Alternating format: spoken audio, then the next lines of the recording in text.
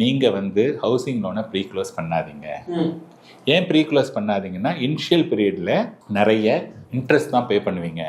அன்னைக்கு வந்து 26,000 ரூபா பெருசாக இருக்குது. இப்போ நீங்கள் 10 வருஷத்தில் நீங்கள் க்ளோஸ் பண்ணுறீங்கன்னு வச்சுங்களேன், 10 வருஷத்தில் என்ன ஆகும்? 8.5 லட்ச ரூபா தான் போயிருக்குன்னு. அப்போ மீதி என்ன இருக்குது? 21.5 லட்ச ரூபா இருக்குது. ஓகேங்களா? 21.5 லட்ச ரூபாய்க்கு நான் முன்னாடி என்ன சொன்னேன்? அவங்க எவ்வளோ பே பண்ணியிருக்காங்க? 32 லட்ச ரூபா அந்த பே பண்ணிட்டாங்க.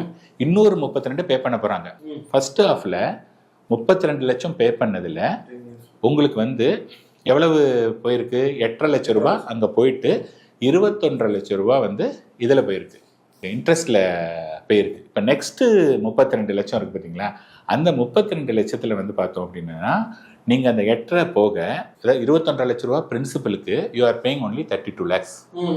அதனால தான் நம்ம என்ன சொல்லுவோம் அப்படின்னா, நீங்கள் வந்து ஃபஸ்ட்டு இன்ட்ரெஸ்ட் அதிகமாக இருக்கிறதுனால ப்ரீ க்ளோஸ் பண்ணாதீங்க.